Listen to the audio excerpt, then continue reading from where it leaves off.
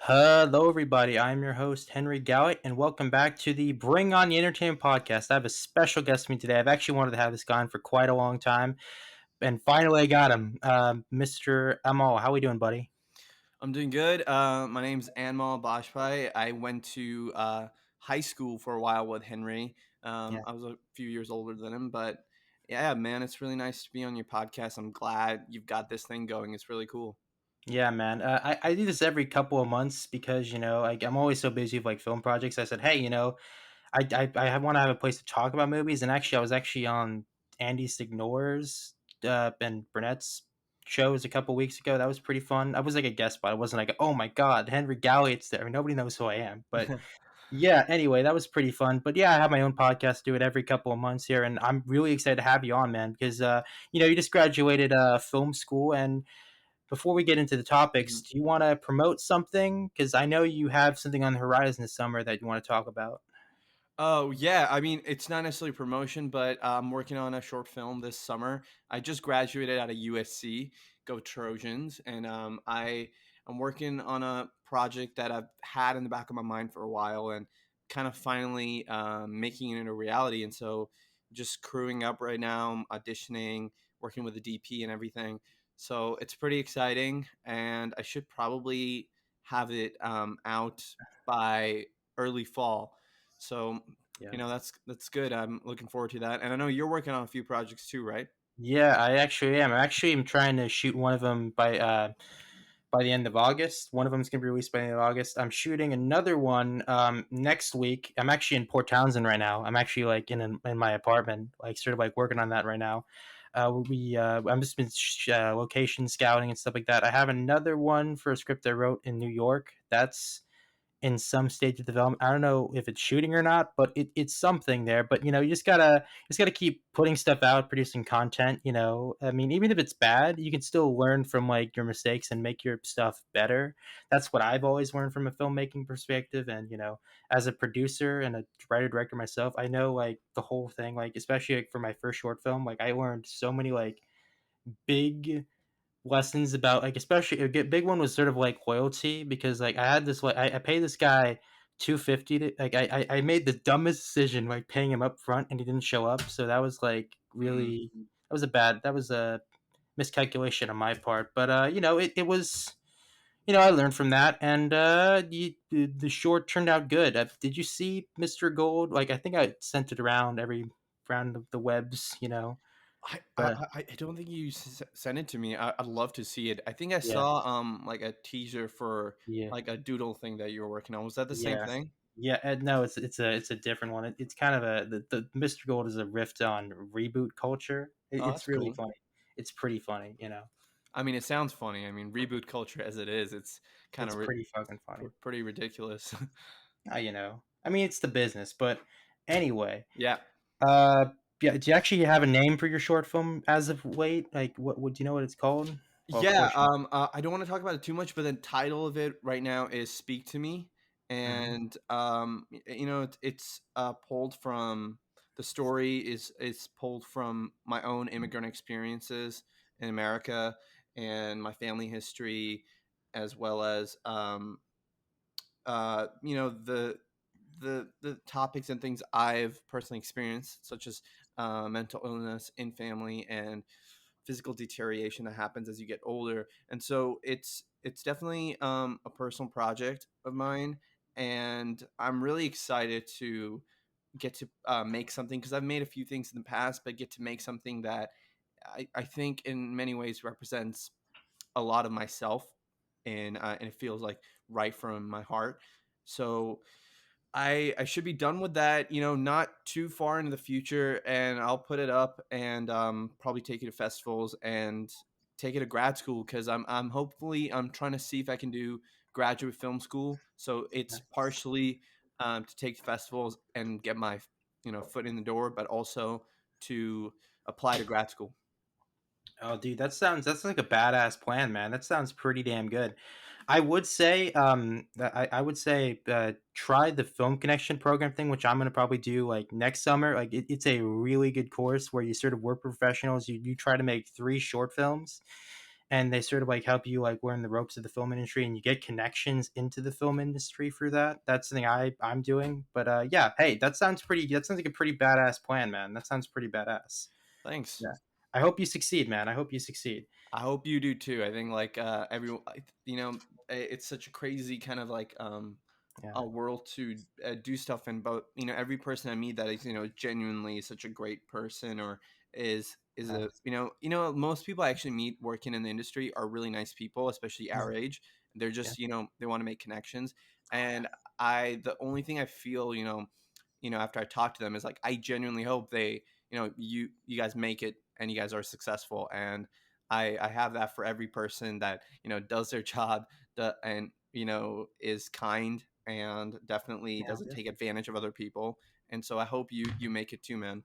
Oh yeah, badass. So anyway, let's get into the first couple topics here, and then we'll get into our main topic, which is the best and worst movies of the year from our perspective. I know we have like a couple of different like versions of that, but hey, that's part of the fun part. So anyway, I'm gonna get Yep. into our first topic here. So the first topic we have here is Ari Aster sets his new cast for his film starring Joaquin Phoenix. I have like the cast list right here. It stars Nathan Lane. I'm forgetting her other name, but she's from The Office, the later season of The Office, where she was playing like Michael's Oh girlfriend. wait, it's Amy Ryan. Yeah.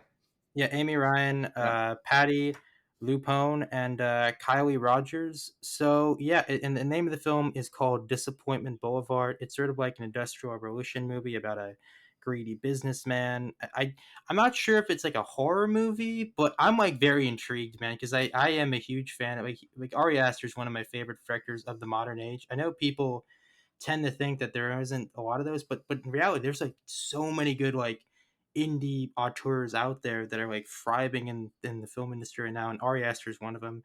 Like I loved his film Midsummer and Hereditary. They were both like very weird, creepy like movies that made you think about the human psyche and like family drama and boy trouble. Like it's he's a great filmmaker, and I hope we get to see this soon because again, I'm a huge fan. So what do you think? I mean, Ari Aster, he's really really special, I think. And I'm think in about like 10 years he's going to be one of the top names, top director names in Hollywood. He's already working his way up there. I thought Hereditary was brilliant, yet also a film that is terrible in a way. And when I say that, I don't mean it's badly made, but it's so haunting, and it's so like Yeah, it's really hard to sit with, that you want to really see it again, but you also don't. And I mean that scene. All I'll say is the car scene. It's there's so many things in that film that you can tell it's the work of genius. And I thought Midsommar also was brilliant. It wasn't, I don't think, quite at the level of Hereditary, because yeah, I think that was your introduction to Ari Aster. yeah, But I wouldn't even say he's an indie director anymore. I mean, getting Joaquin Phoenix to headline your yeah. next film, and from what I know, I don't think it's a horror film. So I'm really intrigued to see what he can do outside that genre, and how like he can still make it seem like an Ari Aster film. So I I'm totally agree with that. I think it's coming out next year, so it's definitely going to be in my most anticipated for 2022. Yeah. I totally agree because again, I think he is such a very like interesting director, and I like it when directors sort of like try to like go out of their comfort zone, like when it comes to like genres. They're like have you like ever heard of the Safdie brothers? Like Oh yeah, their new film? love the Yeah, Safdie brothers. God, the They're Safdie amazing. brothers are so good, man. And actually, I think they're doing like a HBO comedy series. Like I'm very curious to see what that looks like because my favorite film of theirs is Good Time. Like I know I'm a big Robert Pattinson guy. Like my two favorite actors are Robert Pattinson and Tom Holland. Those two British motherfuckers, man, are my favorite actors, modern actors of today. But yeah, I like they're doing a comedy, and I'm very curious to see what that looks like. I hope it turns out well. That And that yeah, and plus it's gonna be produced by A24 as well, like this new Ari Aster movie. So that's nice to see them sort of thriving with each other because that's always good to see a studio and a director kind of like coalesce together. It's sort of like what well, it's not anymore, but how Christopher Nolan used to have Warner Bros. And then that just kind of all kind of like fell apart, Yeah. after 6 months. That's that's a shame. That's such a funny combination of your favorite actors, Robert Pattinson and Tom Holland. I couldn't Yeah, think of two actors that are more different, I but know. yeah, Robert Pattinson's amazing. Yeah. Um, yeah, I think A24 is gonna hold on to Ari Aster for sure. Oh yeah, it's great. So I think we've like discussed everything we can for that one, and the next one is actually one I'm actually a movie that I'm very excited for. That I wish. Okay, I'm gonna have a little bit of a rant here. I wish it was like a theatrically exclusive, and that's James Gunn's The Suicide Squad. Like this Hmm. to me just looks really damn good. I think some of the jokes are a little bit corny, but that's James Gunn. But one of the things that he's very good at, and which is why I think he like works so well with Marvel and superhero stuff, is that he's very good with like character work and he's like misfits kind of coming together to save the world and stuff like that. And I feel like the first trailer was just a little bit underwhelming, I'm not gonna lie, but the second trailer that followed that, which was the na na na na trailer. That's the name of the trailer. I'm not even like denying there. It's a green band. It was Yeah. it was way better, and like I don't know, like apparently like it's so weird because like if you haven't noticed, but like John Cena who plays Peacemaker in the movie, Hmm. he's like apparently getting his own fucking show already. So that like Yeah. just screams like highly of it. So I'm very curious to see like how it turns out. But regardless, I really like the trailer. Idris Elba looks badass. Margot Robbie continues to do a good job with Harley Quinn. I think the movie's gonna be pretty good. I wonder how like the Zack Snyder group of people aren't gonna like are gonna react to this because like the whole Warner Brothers Zack Snyder shit. It's still like all over the place. Dude, that's never gonna go away. Um, I don't know, man. It's so I just feel so bad for them because whatever they do, like that would just always come to haunt them. Even though they just like release the cut, it's like, dude, just leave us alone. Like, go away. Yeah, It, it's fan bullying at the highest level. yeah, That and Star Wars with the Last Jedi. But uh, yeah, I mean, no words for those things. Yeah, I think just like Ari Aster, I think James Gunn is an auteur onto himself. I think a lot of people look for these directors and auteurs that they say quote unquote in the indie space or the Oscar space, but I think there's quite a few working in like the blockbuster and oh, genre, dude, totally. world, and one of them is definitely James Gunn. And I think, I think he deserves Oscar nominations in his career eventually or soon, and whenever it'll come, Yeah, because he's his mind's like no other. His humor is so, I think, contagious, and it's so original. The way he uses music, color, and just bizarre ideas in his films. I thought Guardians of the Galaxy was one of Marvel's best films. And while the yeah. second film wasn't like as good, I still thought James Gunn did a really good job. He, Because like it was still so much.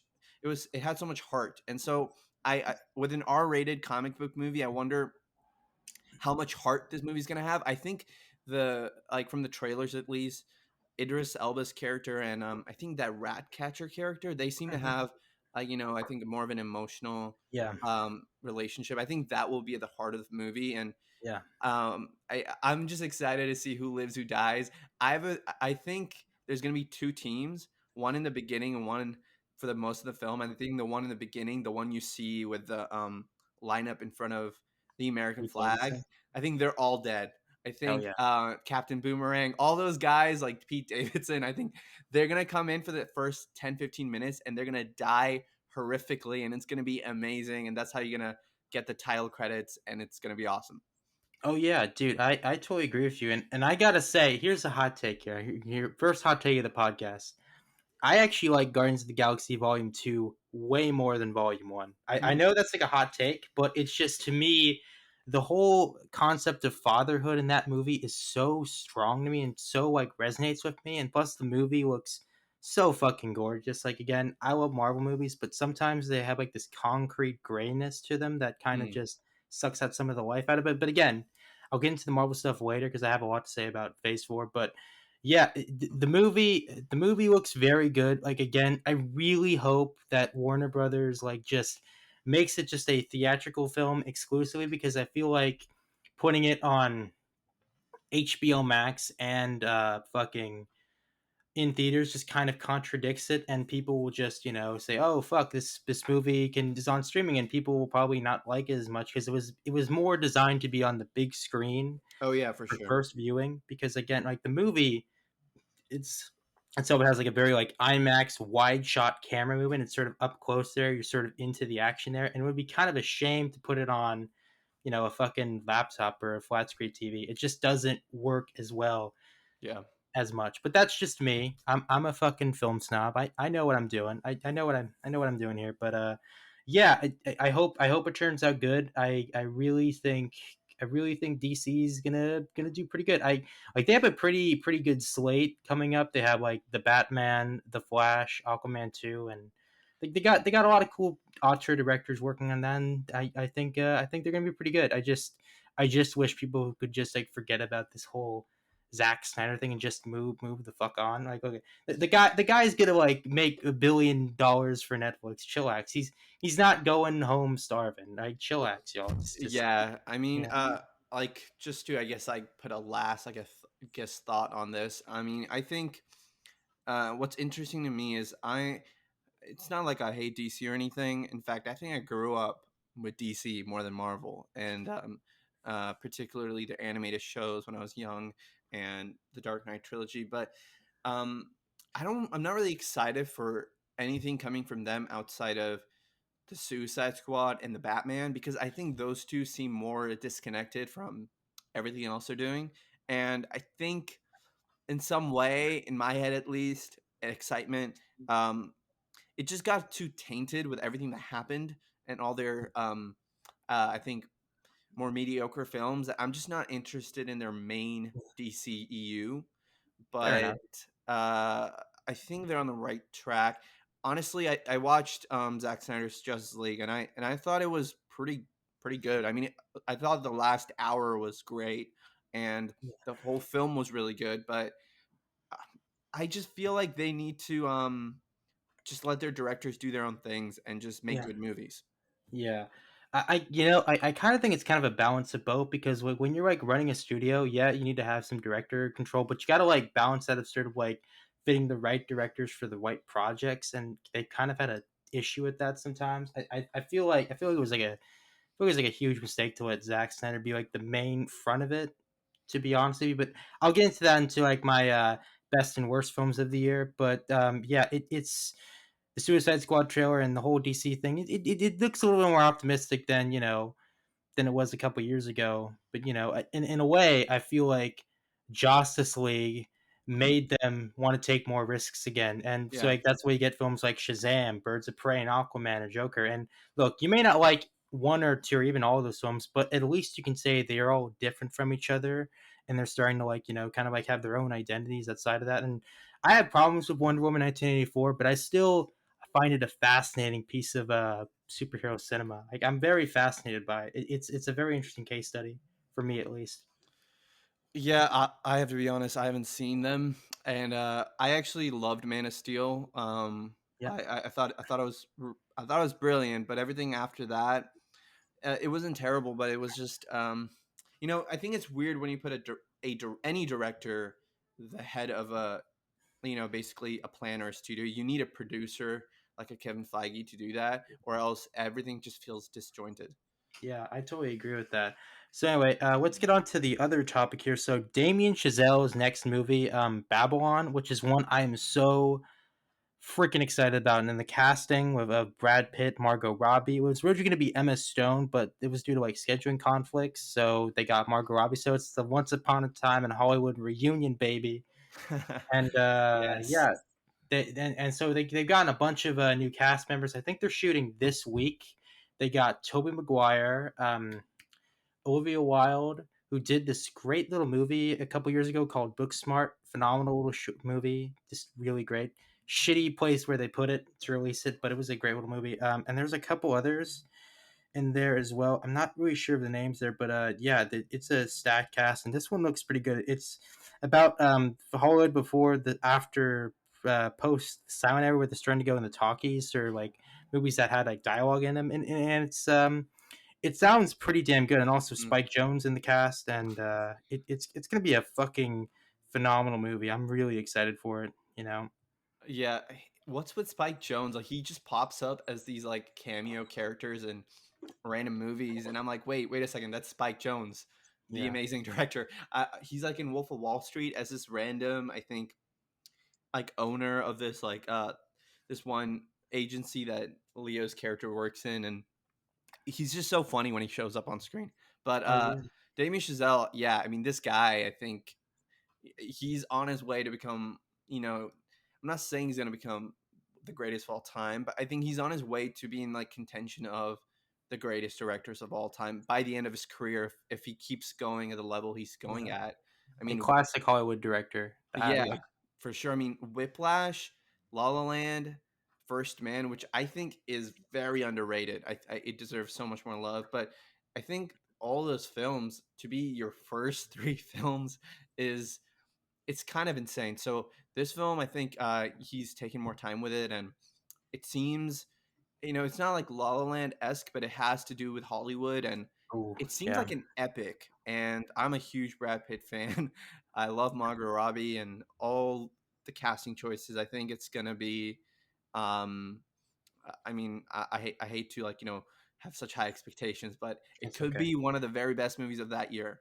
Yeah, that's gonna be a pretty stacked year because Martin Scorsese has his other movie coming out that year, and I think Steven Spielberg's Fableman will be coming out by that point, and also like Ari Aster. It's gonna be a stacked Oscar year. So that's like the movie sounds to me so fucking good, and I'm a huge Damien Giselle fan myself. I really love La La Land.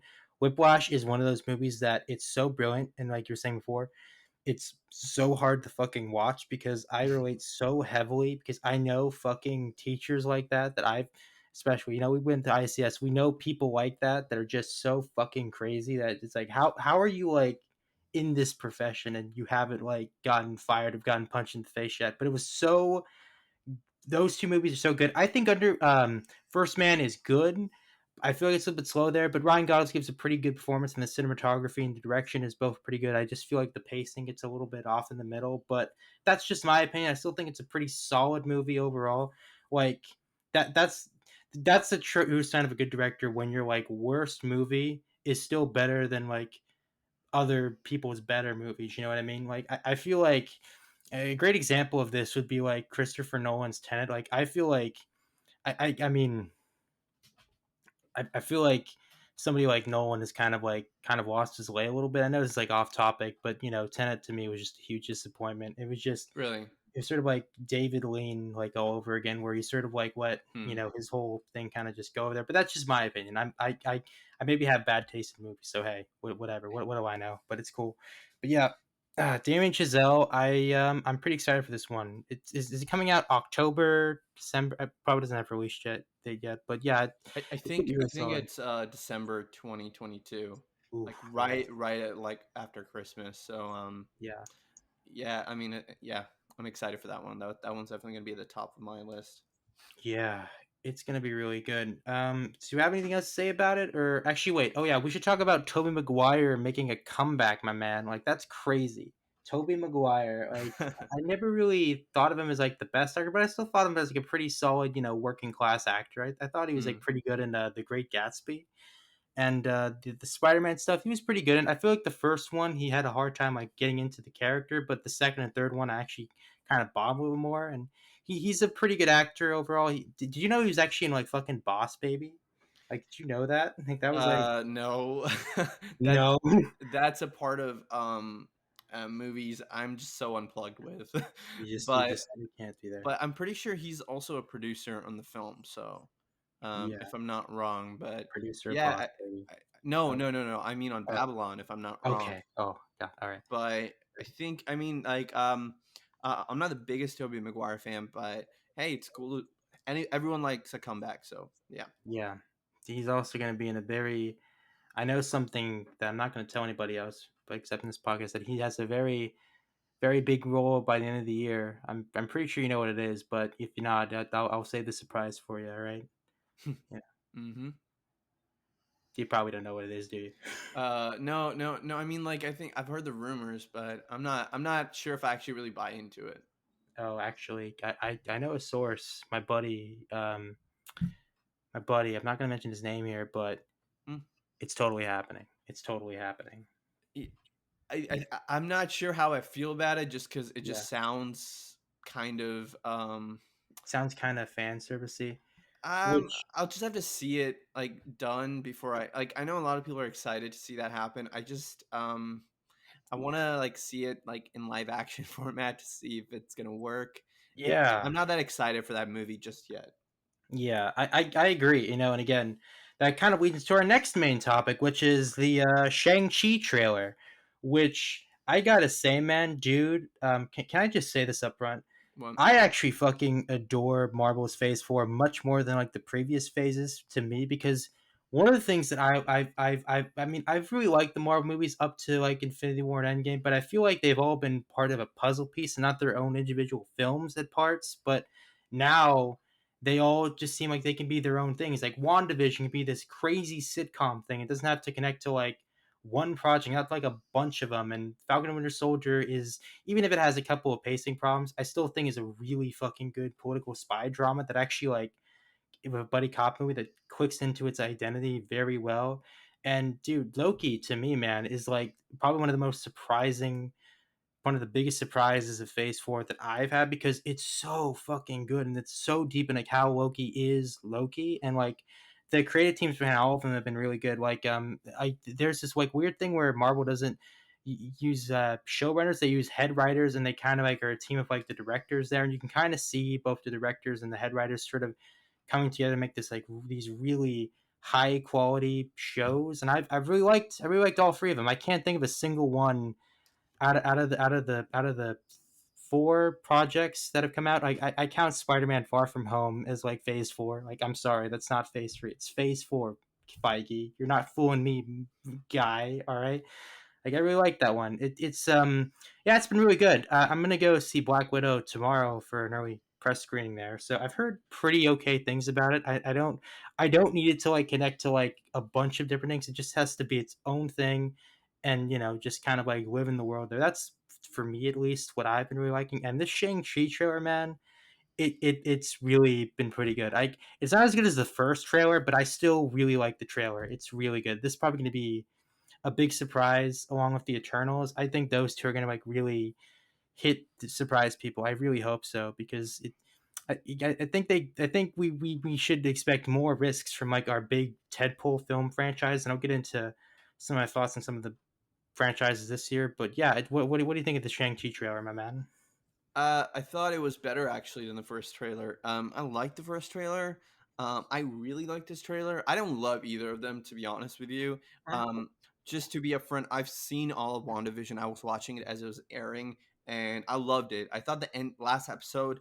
I have to rewatch it, by the way, like just together to, I think, get my thoughts in order again. But I thought the last episode was more traditional Marvel, and Yeah, everything else before was super like fresh and like subversive and just felt like it wasn't trying to be Marvel. And so I liked the last episode, but it wasn't it didn't like satisfy me completely. But the fair whole enough. whole thing is like as one entity, almost like a long film.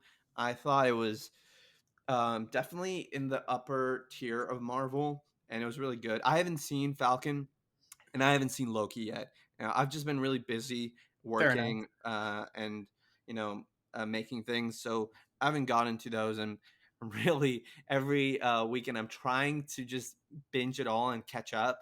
Yeah, And I'm gonna try to do it before Loki um, ends. I'm gonna try to like catch up, but. I like the direction of Phase 4. I'm not like super interested as I was before. I think that's probably because I think we don't know where everything's going, but yeah, I do like everything being its own thing. I've been saying for a long time Eternals is going to be like yes. uh gonna be the next Guardians kind of surprise. Yeah. And I think after Chloe Zhao won everything, Yes. sweep Oscars. I think everyone's saying that now, but yeah, That's I the think trailer for it. Shang Chi looks kind of a bit too CGI. I think Fair enough. it looks a little flat, the trailer so far.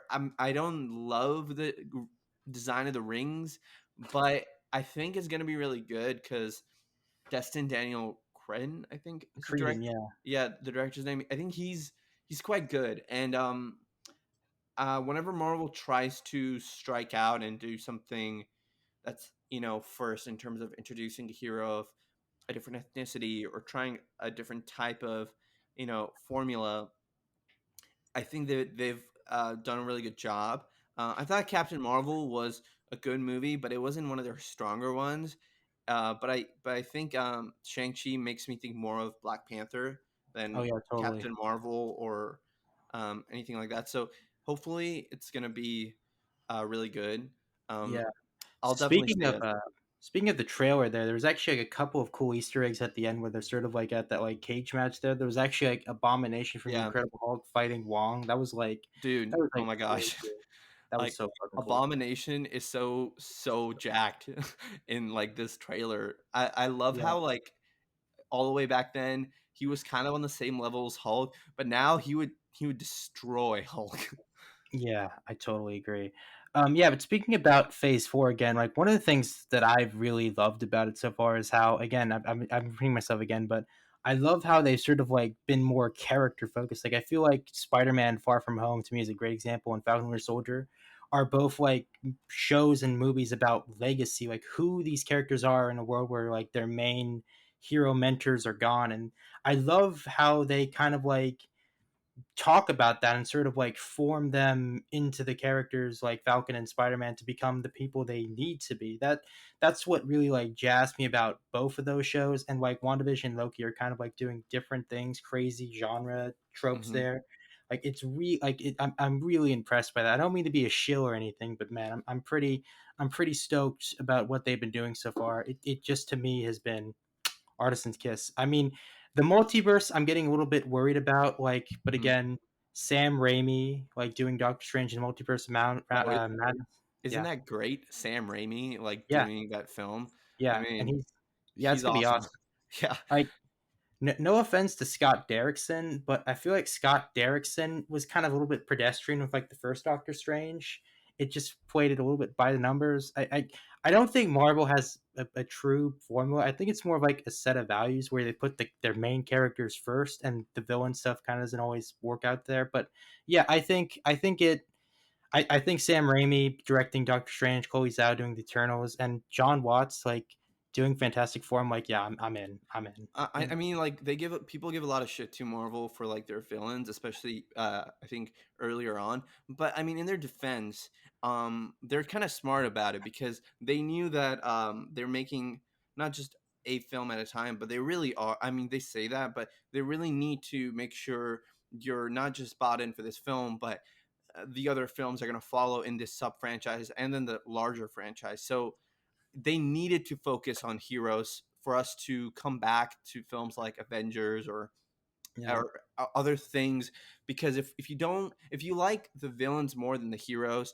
yeah, it's not the exact case with the Dark Knight, but say for example with like Joker in the Dark Knight, where he's almost as or maybe even a bigger draw than Batman in that one film, then like if you're doing a larger universe, like that villain's not going to return. He's not the focus for your big franchise. So I think they've been smart about it, but yeah, I think it's time for them to now like people have already bought in, so I think they can focus on villains. They can try to do crazier things, hopefully. yeah.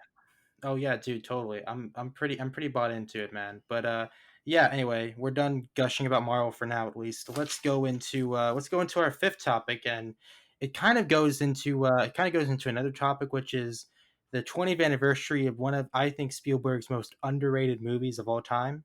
That's AI. So we're going to talk about Steven Spielberg's new upcoming project after what was it, West Side Story, and it's called The Fableman. It's about Steven Spielberg's earlier childhood years, which is like a fucking huge flex. It's like think about it, like I'm Steven Spielberg. I'm gonna make a fucking movie about myself, bitch, and you guys are gonna fund it. It's like, just damn, that's like a big like middle finger to like Scorsese, just like a big flex. Just oh, look at that, look at that. That's just pretty funny. So yeah, they've cast a couple people here. I think there's a newcomer. Playing the lead role. I forget his name, but Seth Rogen's in the cast. I think they have like a full cast ready to go, and I think it's going to come out by the end of next year. Hmm. So, what do you think of this project? Are you interested in it? Does this feel a little bit too self indulgent? So, like, what are your thoughts, my guy? No, I mean, I don't think it's self indulgent at all. I mean, if you tell, when you're a director and when you're a writer, you have to tell stories that mean something to you. And it's actually, it interests me a lot more when it's something that is super personal. I think Steven Spielberg, he's one of the people you could say, like, pretty confidently, and people might debate you, but they won't be like, oh, you're crazy, if you go ahead and say he's the greatest director of all time. Like, he's one of the guys, in competition for the GOAT title easily. And I think for a while, at least modern Spielberg, he's been great. I mean, he's amazing. I mean, Ready Player One, The Post, like he always delivers. But I think for a while, we haven't seen like peak Spielberg or something where we can be like, all right, that's like going to be in one of the best Spielberg films of all time. And this project sounds like something he's super passionate about and could possibly, bring us some that really good old Spielberg flavor. Things like Schindler's List, Jaws, E.T., Jurassic Park. I mean, the list goes on. But I hope this, and I mean, West Side Story looks beautiful, like just trailer wise, but I'm not like insanely excited for it. I'll have to wait and see, but I'm really excited for this one. And getting Yeah. Paul Dano, Michelle Williams, and Seth Rogen to play his family, I think that's a really cool cast. Damn, you beat me to the punch to get their names. Congratulations, man. You're like the true king of this podcast here. Anyway, yeah. Going back to you, I totally agree with that. I actually did like Ready Player One than most people. Yeah, Like same. I Yeah, I did. I think like it was like probably one of his like culmination periods where like a film director sort of like takes everything they've learned from their previous films over the past decades and they pull it into like one fucking movie, and that was Ready Player One. Hmm. And yeah, it was very good in my opinion.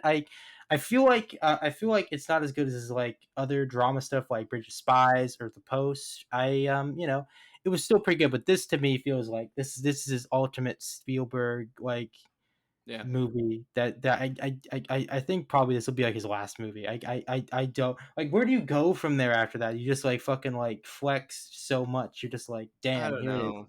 I mean, I I don't know. feel like he's one of those guys. He's gonna make movies as long as he can, like Clint Yeah, Eastwood and like Scorsese. I don't see him Scorsese. going out or anything. He's not like a Tarantino where like, oh yeah, this is my last movie, whatever. But it's definitely, this film feels like a culmination film, and it feels like an ET kind of film, where he works great with child actors. If you go back, Empire of the Sun and E.T., and he like finds these really talented actors. And I think you know my girlfriend once met Spielberg in like this class setting, and she got to ask him a question about uh, what when you make a film, is there a character or perspective of yourself in the film? And he told her that he didn't think about it, but he does usually have a character in every film that is basically him in there.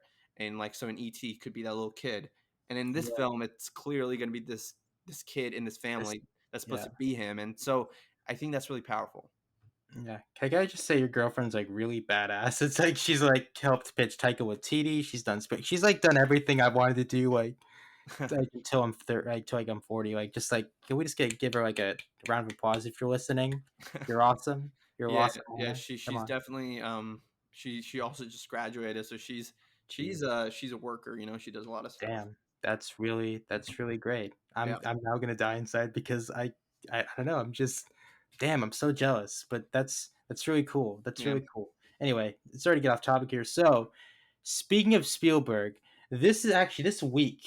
I think it was like June 30th Hmm. marks the 20th anniversary to AI, which I think like his the Spielberg I'm very interested in is not like the 90s or the 2010s Spielberg. It's actually the early 2000s Spielberg I'm like the Mhm. most intrigued by, because that was when he sort of like when a shift happened, like when he sort of became more, and I'm not really sure how to put it, more like post 9/11, before 9/11 happened, like AI became out before 9/11, which is kind of odd, but anyway, I'm getting off topic here.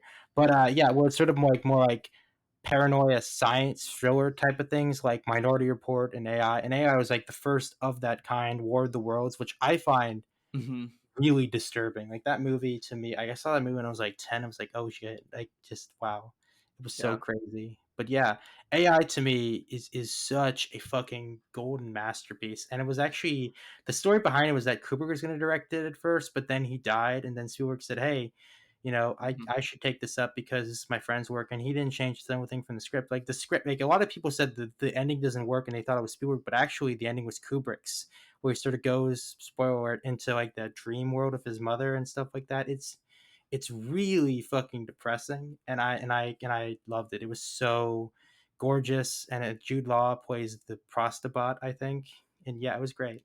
I haven't seen it, so I have no idea what you're talking about. But like for like a lot of people, like AI is one of Spielberg's more controversial works. Like it was well received, but it's a little mixed. Like some people think it's very flawed, even though it's good, and some people love it. And speaking of my girlfriend, that's like surprisingly that's her favorite Spielberg film, even though Yeah, she knows it has so many problems. She just loves it. But I'll have to get around to it. she has good taste. She has good taste, man. She has Yeah. great taste.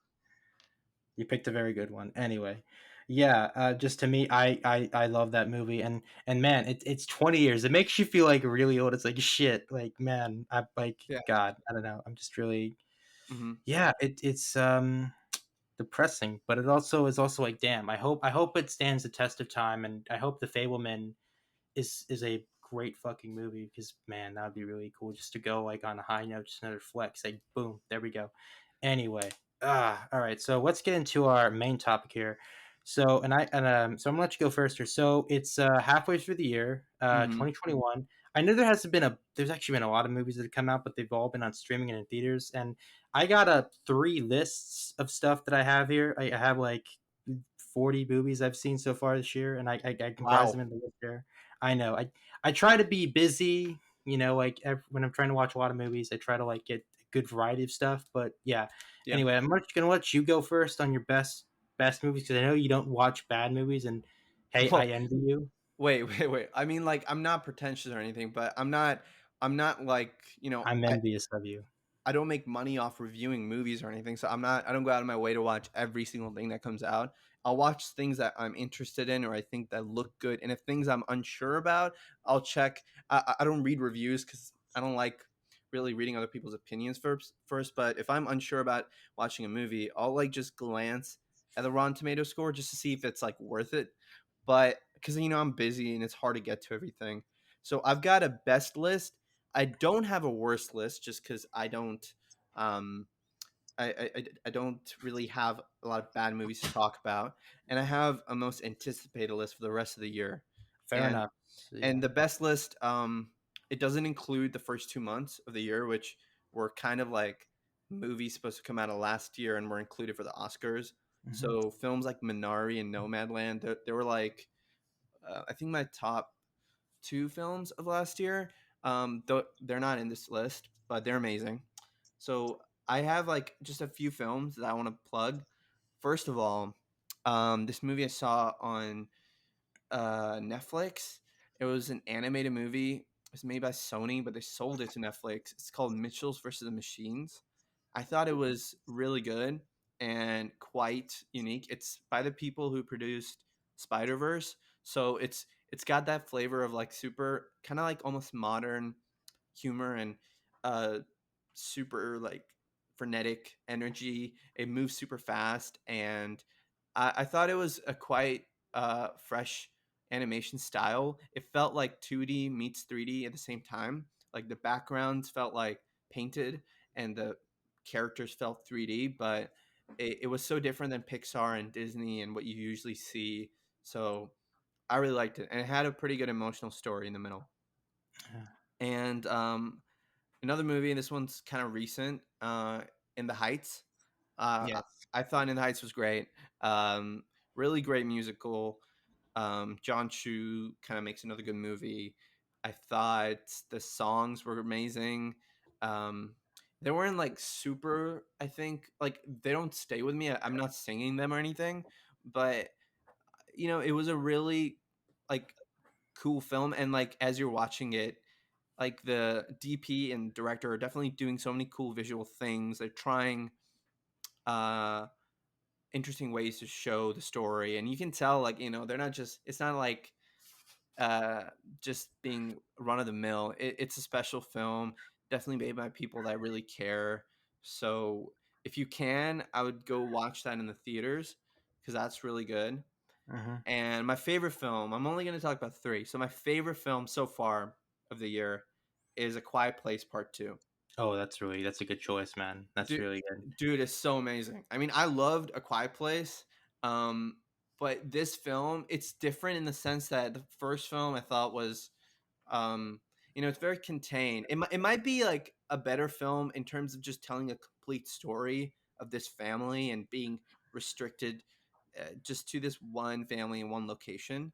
But this film felt so much more like almost The Last of Us kind of.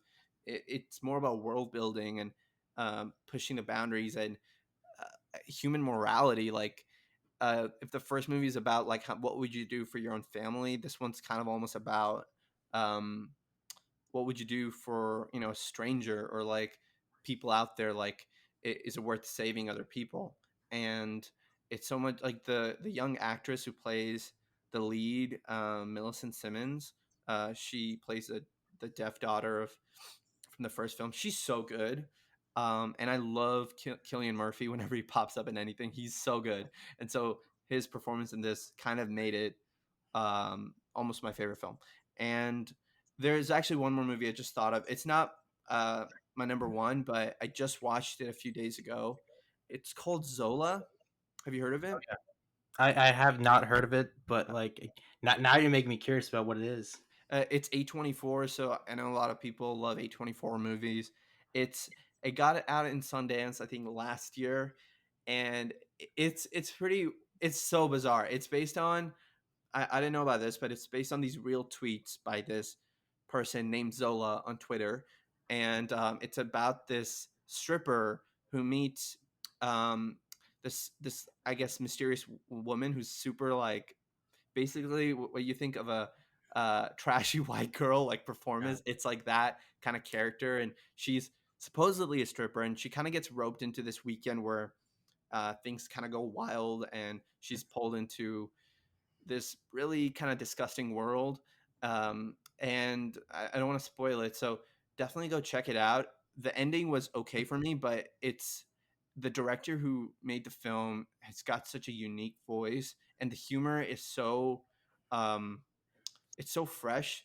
I didn't even catch it all the time, but people in the theater were laughing a lot. It was, and it's so modern because it kind of incorporates like Twitter and Twitter tweets and the sounds into the film. Yeah. So, yeah, I think those four films are like I would say my favorite films of the year. Oh, dude, that's a pretty damn good list, my man. That's pretty solid. I got some of those on my list as well. I'm gonna go check out Zola here. But what are your most anticipated movies of the year coming out from now until the fall? You know. Um, how about you say your best movies first, and then we can do that together.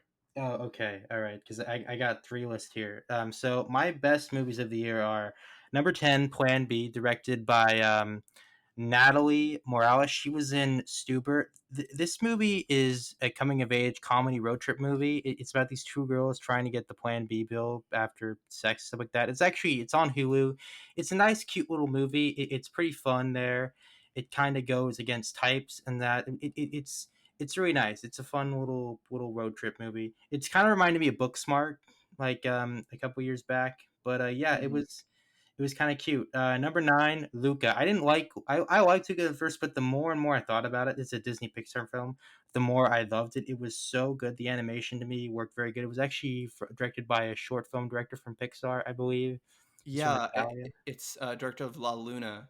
It was a Yeah. really good short. By the way, I still have to watch Luca, so it's probably Yeah. gonna end up on my list, but I have to get to that. Oh yeah, dude, definitely. Yeah, Luca is definitely worth it. The visuals and the comedy and the friendship alone is pretty good. Number eight, Nobody, directed by the Hardcore Henry guy. Oh, I love Uh, that film. It was okay, here's a little hot take here. I think John Wick's okay. Like, what? I think it's okay. Keanu Reeves, I don't know. Like, he seems like a wonderful person. Like, I hope he does well in life. I hope he has wonderful children. I just don't find him that great as an actor, and like, I feel like he kind of sucks. Dude, Sucks what are you saying? because You're I'm sorry. you're I'm hurting sorry. you're hurting my ears. I'm sorry. I'm sorry. Did I like take away my like film credit? A, a, but a little bit, just a little but bit. I fucking adored Nobody. Bob Mhm. Odenkirk not only has the dad body, and guys, we all gotta love that dad body, but he has the like charisma to sort of like Mhm. boom shack boom. And the action scenes, I gotta say, are fucking brilliant. Especially the bus scene where he's like in the bus and he's like, Oh "Come on, yeah, bro, I dare you to fucking hit me!" And like just bam, bam, bam, bam, bam. The house scene was pretty good. I feel like the third act gets a little bit wonky, but the movie I as agree. a whole, I fucking loved Nobody. Go check it out. It's definitely worth your time, and they're actually making a sequel for it. Like again, if they make Nobody a fucking wonderful a franchise, I'm gonna be all in. And again, I know that John Wick take is gonna be controversial, and I don't think the direction's bad. I don't think the fighting's bad. I just think Keanu Reeves kind of sinks it a little bit. But that's just me. That's just me. All Dude, right. Don't. you're insane. I am He's the pretty best part insane. about those movies. I mean, I love Nobody, by the way. That's great. The only and it's funny because you're saying you don't like John Wick, but the only reason it didn't make my list was I just thought it was a little derivative of John Wick, just a little bit, and the ending was just I agree with you. So it was a bit wonky. Yeah, that it is what it is. But hey, that's what film discourse is. Like we can agree and disagree, and we can all be Yeah. respectable people. Like that's something like the internet doesn't do very well. But yeah. Anyway, number seven, Ryan the Last Dragon. Really fun, surprising little animated movie. It has like it actually had its director taken off, and like the other one came on, but it turned out really good. And like the person that play Kelly Marie Tran plays the main. Fighter in the movie, and Aquafina, who I fucking adore, is the dragon. Like she's freaking hilarious. Like I love her like Yeah. comedy movies and shows and stuff. Like she's really good. And the movie really works together. It kind of rips off Avatar: The Last Airbender, but whatever. Wait a Like second.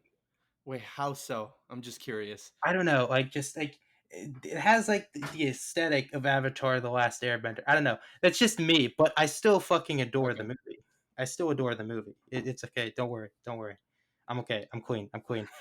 Okay, number six, Quiet Place Part Two. Really like the sequel. Like a little bit more. It does feel like it kind of like takes a little bit of the world building a little bit too much, but the kids in this movie I really adore, and I like love how they're like center stage where they sort of have to grow up in this like dangerous, bad environment, and like I love the flashbacks to the dad and them sort of like kind of like tying into the story as a whole, and it's really good. I really like the sequel. The sequel is thumbs up for me. It's probably one of the big franchise movies that I actually liked this year. Yeah, it was something. Okay, number five, Army of the Dead. Again, I am not a huge Zack Snyder fan. I think he's a little bit overrated, but I really liked Army of the Dead. It said a lot about like his daughter's death. I love Dave Bautista in the movie. The camera. Like, did you see Army of the Dead? No, but it's on my list. It's one of the films I that and Luca are the two that have come out that I have to get to. Okay, dude. I'm not gonna lie. There's a lot of fucking plot holes in the movie. Like you could like basically like fly a Boeing 4747 for one of those fucking holes, but the movie still fits together because the character work and Hmm. Snack Snare has gotten a lot better at like his female characters, like way better like than like 300, which I was like I Yeah. still like that movie, but boy, the politics in that movie and Watchmen are a little bit troubling. But whatever. Hey, it's his work. But yeah, the movie works as a whole. I do think Dave Bautista does a pretty good job, like surprisingly better than I thought he would be. But yeah, it's good. Number four is going to be kind of a controversial one. All The right. Russo brothers, Cherry. I know it got mixed reviews, Uh, but I fucking adore the movie. I hmm. don't know why, but Tom Holland and the Russo brothers' directions really saved the movie for me. Like there is some mixed performances in there, but man, those two elements are so strong, and it's very personal to me because I kind of went through something like that during high school. I didn't tell any. I probably shouldn't be telling this on camera, but I'm going to say this on like air that I kind of related to it a lot more than most people. So I'm just going to leave it right there.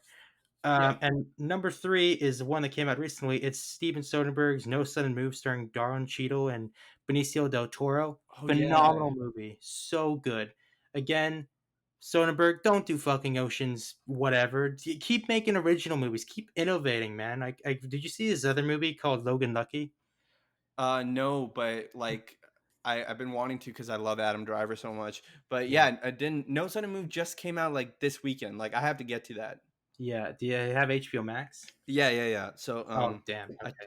I wasn't sure if it was out yet, but yeah, that movie looks so good. I love Yeah, Soderbergh. He's so like experimental. He's like I feel like the phase he's in right now is like he'll do anything. So sometimes you won't like his stuff, but he's such a talented guy. look, if you could make Channing Tatum a sexy male stripper for like the whole movie, you're like on to something, right? Like Dude, you're already like, he was already a sexy male stripper before Soderbergh. oh yeah, But sure, if you oh can yeah, make him a sexy male stripper in a good movie, then you're on to and a good something. actor, and a good Yeah. actor. There you go. Yeah.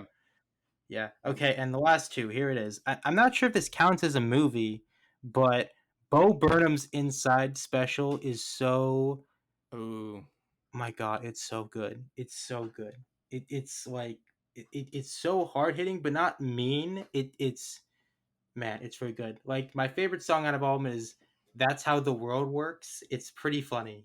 He has the sock puppet. I'm not gonna spoil it, but it's a He's a great. genius. He He's a he's genius, a man. genius. Yeah, he's really he's like next level in terms of comedy stand-ups. And I'm getting kind of tired of all these people saying comedies that it's like, dude, Bo Burnham is like great. He's not like a Pauly Yeah. Shore or Pete Davidson, right? You know, whatever. But okay, and of course, number one, In the Heights.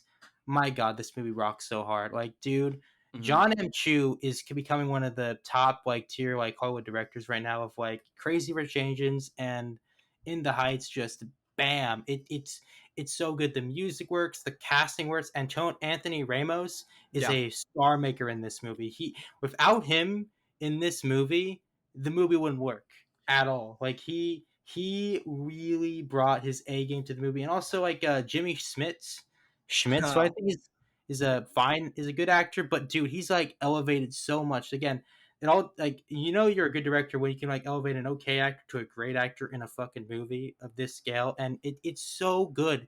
See it in the goddamn theater, like it deserves it. And yeah, I'm gonna probably get into my other two lists later. But what are your most anticipated movies of the year coming up so far? Yeah, I mean, I just want to say Anthony Ramos. I forgot to say, yeah, he's so good, and also and I'm blanking on her name, but I think it's Leslie something. The girl Yeah. who plays the other lead, not Yeah. like opposite him, but the one who's Oh, Jimmy Smith's daughter. She yeah. was amazing. I thought those two characters kind of made the film. Totally. Um, yeah, really love In the Heights. All right, most anticipated. How many should I list? You can do as many as you want, man. It's cool. It's cool.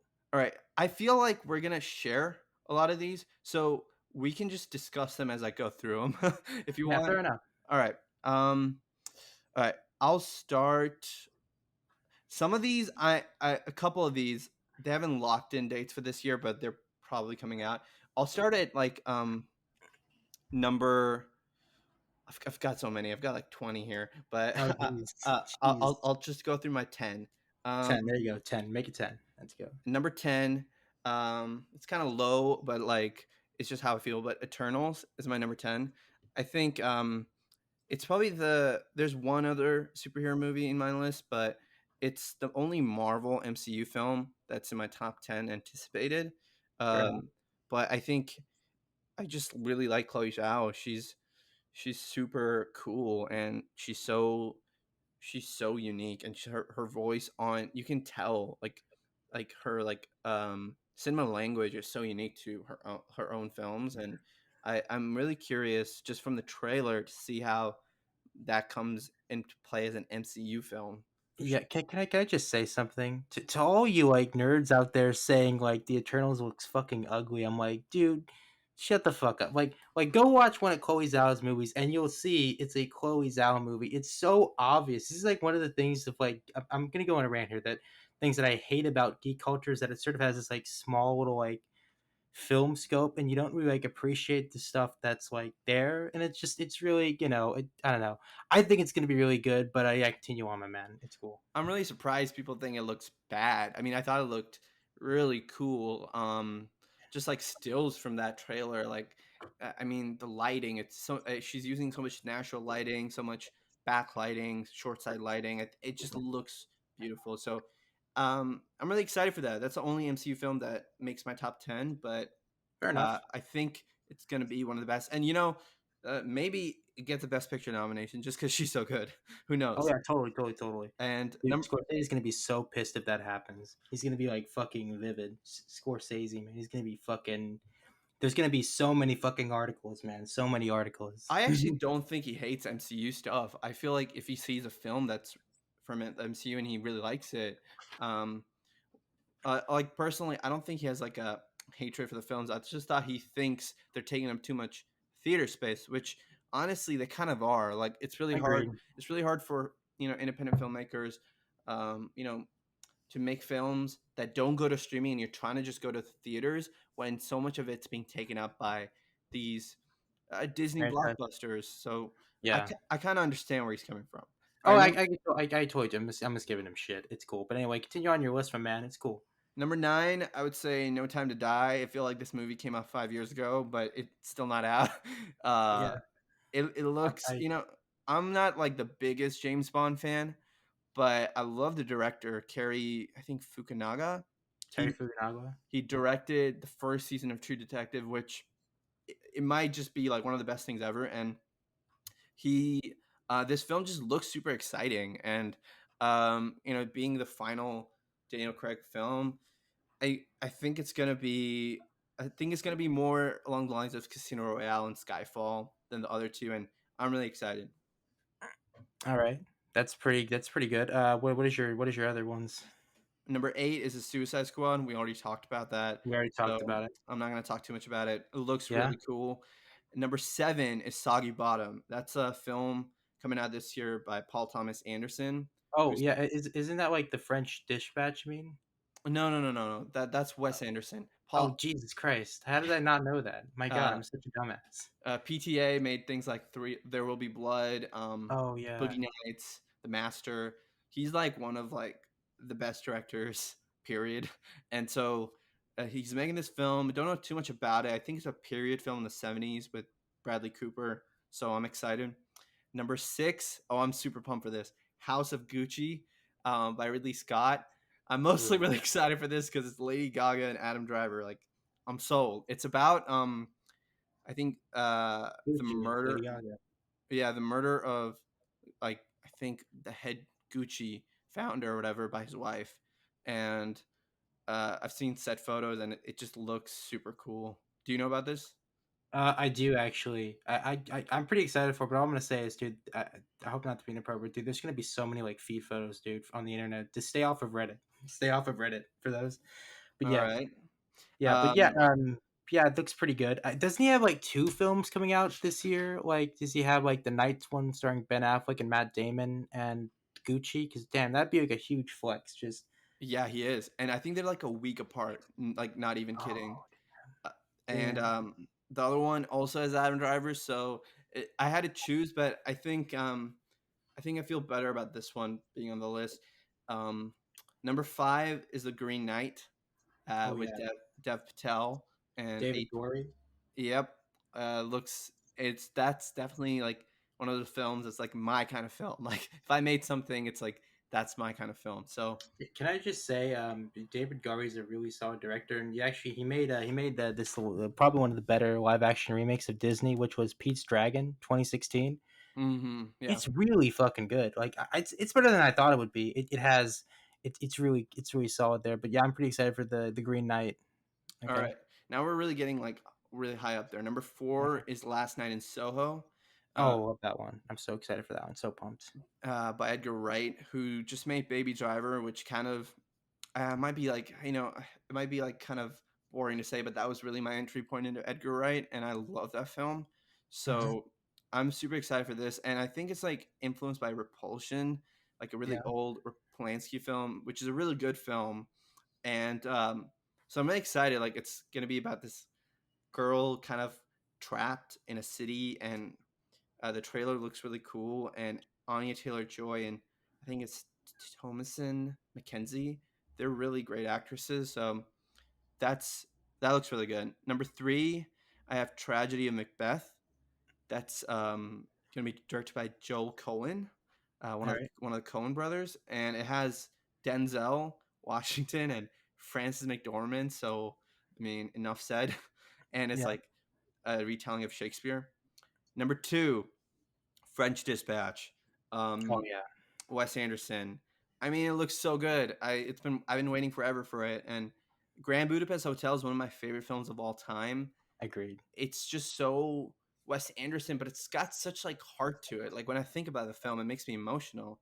So I'm really excited to see this. It looks like kind of in the same vein of that, but a different flavor.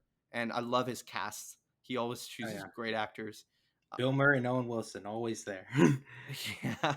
They Well, could be like a lampshade and they still be part of the movie. yeah, and I think like Jason Schwartzman or a, a bunch of actors, but he's got Yeah. Timothy Chalamet in there now, so he's Yeah. definitely adding new cast members, and it looks super cool.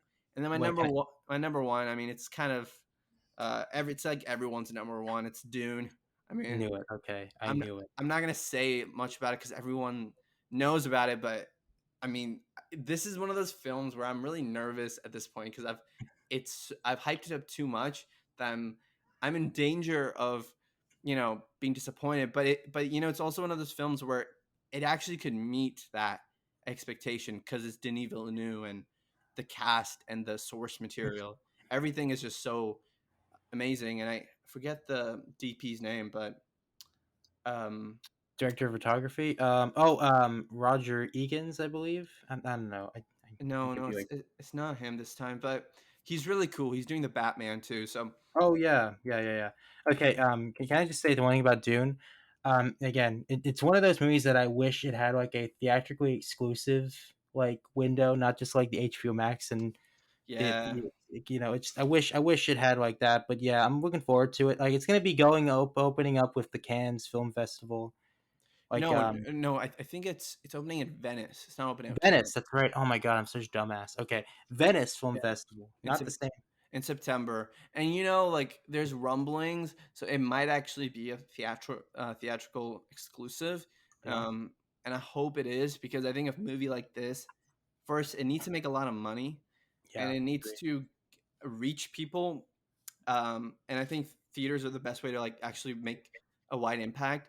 Also, you need to like really hit pop culture right as center, and that means people need to experience it the way it can be maximized, like I guess their experience and their enjoyment, and that has to be the theaters. I mean, for a movie like this, especially. All right, cool. That's pretty badass. So yeah, dude, that's a pretty good list. Like, there's even a lot of movies that I didn't think were gonna, that I didn't realize were on there. And like, oh, dude, I'm gonna check that out here. So I got a couple more. I got like two more lists here that I want to just talk about here about some of the movies I've also seen. I don't want to flex. I'll make them quick here. But yeah, is that okay if I go through them? Sure, go ahead.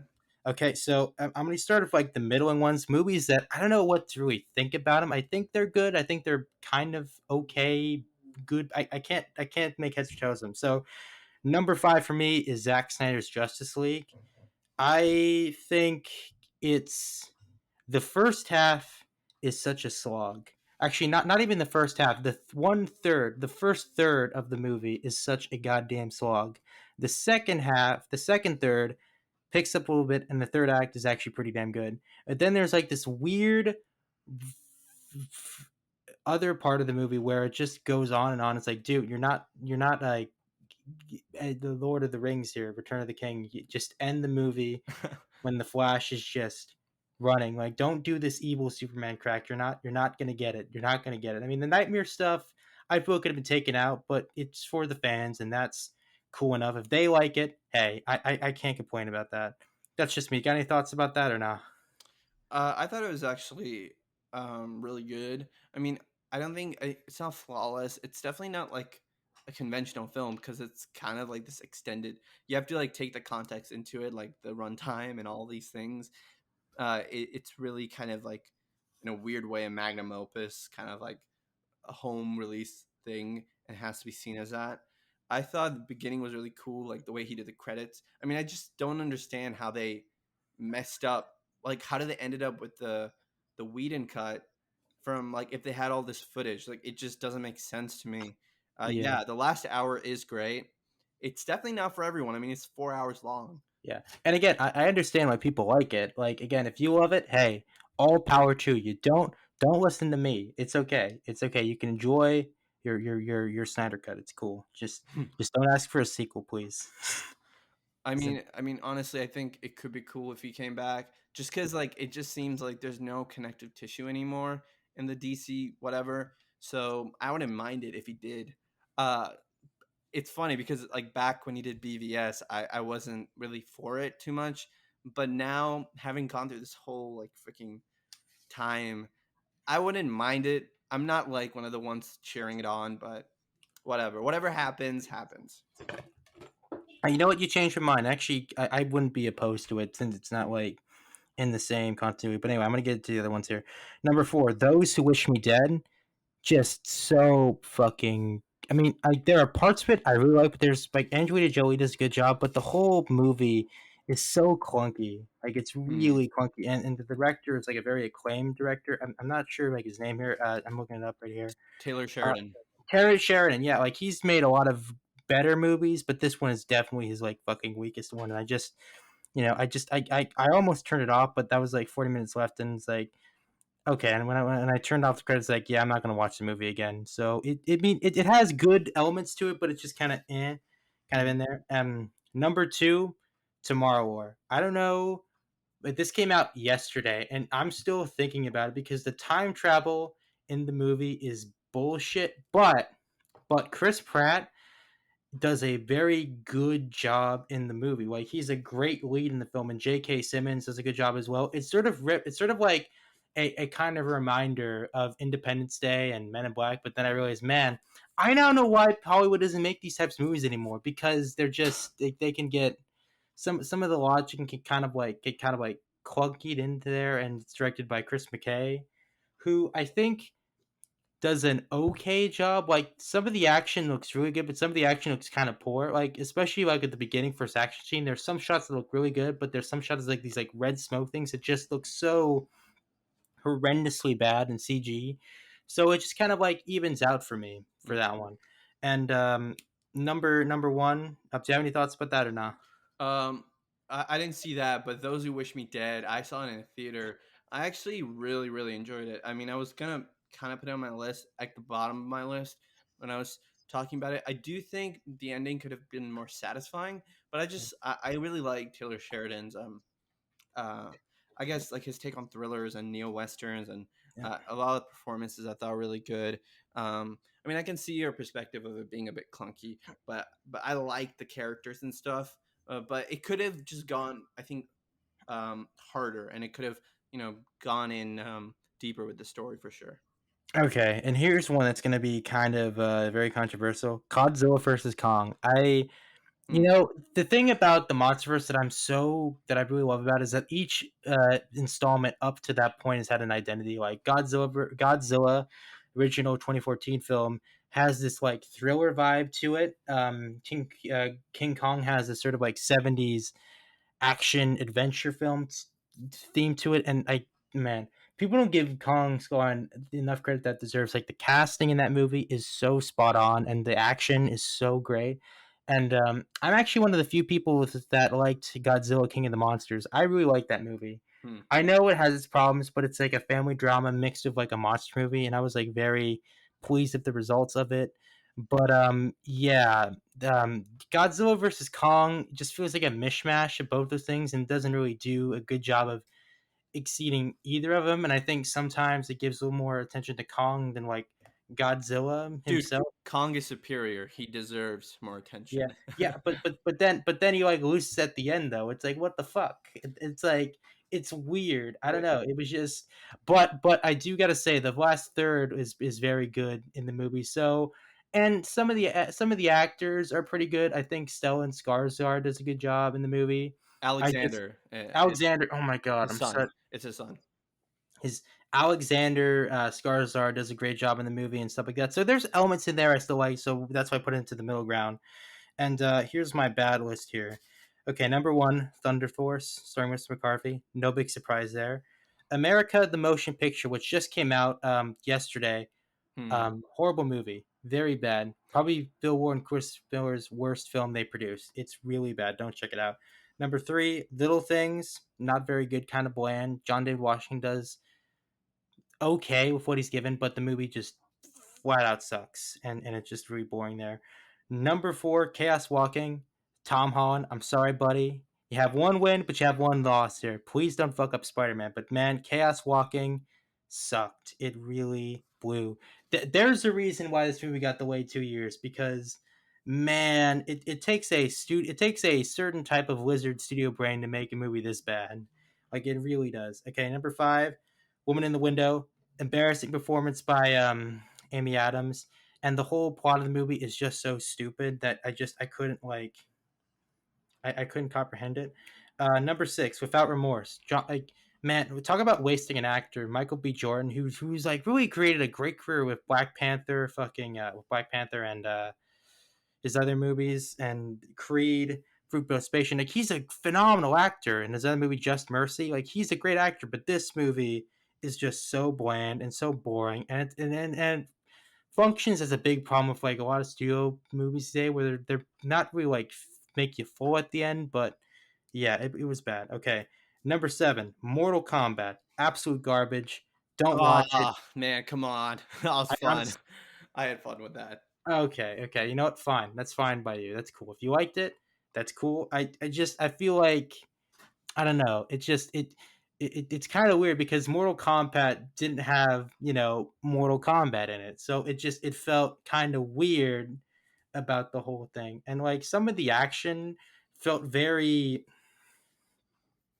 not very well executed, but that's just me. All right. Okay, I'm gonna get a lot of shit for that. Okay, number eight, Boss Level. Really liked there's another movie out here that's actually similar to this called Free Guy coming out this year that I'm really excited for. It's probably gonna be garbage, but yeah, dude, Boss Level. It's very bad. It's directed by Joe Carnahan, and it's really just pedestrian. It doesn't really execute the ideas as well as I think it does, and just kind of falls flat for me. And the last two are number nine, Outside Ward, starring Anthony Mackie and some other person you're probably never going to see again. Just boring, just a boring sci-fi movie where they're sort of walking through debris, and one of them's a cyborg, and it's not really worth your time. And number 10, Liam Neeson's The Marksman. Liam Neeson, my buddy, stop making movies, buddy. Just take a break. Just take a break. Just Come on, you well, gotta like Liam Neeson though. Don't want him I, to I like stop Liam. making movies. He's important. Movies need him. Oh no. But if he, I don't mind him like make movies, but I'm just tired of him making the same movie over and over again. It's just come on, Liam, you can do better than this. Like just Hmm. fucking do like Nut Job again or something like that. I don't know. Like do Hmm. like where he's like a voice of a fucking raccoon there. But do you have any comments on that list? I I know you got mean, some hot takes. man, you were brutal. I Sorry. mean, uh, I actually quite liked Godzilla versus Kong. I saw it in theaters. I don't know if you saw it in theaters, but seeing it in theaters definitely made it a lot better. I mean, it's not Shakespeare, but I thought it was really fun, and it was at a time when movies were just coming back to theaters, so it felt like a cool movie to go and see in theaters. I didn't see a lot of the movies you mentioned in your worst list just because they didn't look good, but I did see Mortal Kombat, and look, it's got problems, I know, but for some reason, I actually really enjoyed it. I Yeah. I like I didn't even want to play the games that much, but it made me want to buy the game, and I got home and I bought the game, and I still haven't gotten to it, but Yeah. that Oh wait. yeah. There's actually one more movie I forgot to mention, but continue like sentence there. Um, I mean, I think it's a pretty good list of bad movies though. Otherwise, Y- Yeah, did I mention F9? Because I have like really complicated thoughts on F9 that I can just squeeze out right now. Actually, if did I talk about it yet? Because I maybe forgot about it. no. And by the way, I haven't seen it, so I have no opinions. I'm not really into those movies. Okay, so let me test things. So F9 to me is both the best movie of the series and the worst movie of the series at the same time. Like in the same movie.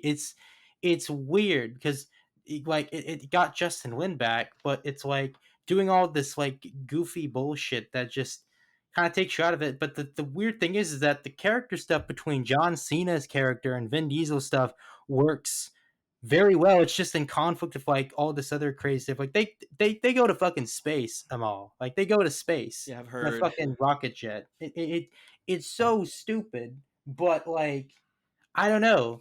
Like I don't know what to think of it. It's somewhere in the middle. It just that's why I forgot to mention it in the beginning because that was like the main reason why I wanted to talk about this podcast was to talk about fucking F9.